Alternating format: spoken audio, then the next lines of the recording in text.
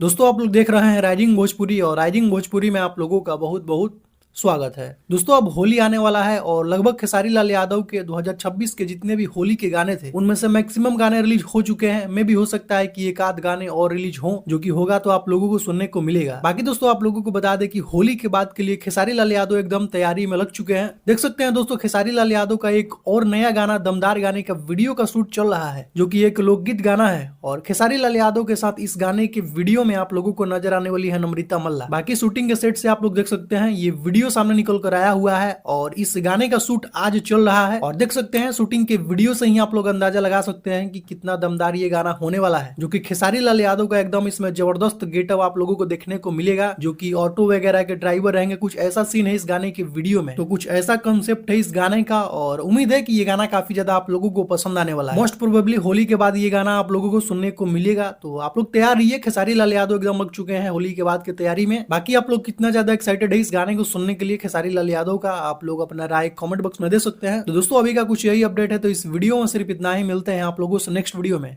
Thank you so much video देखने के लिए।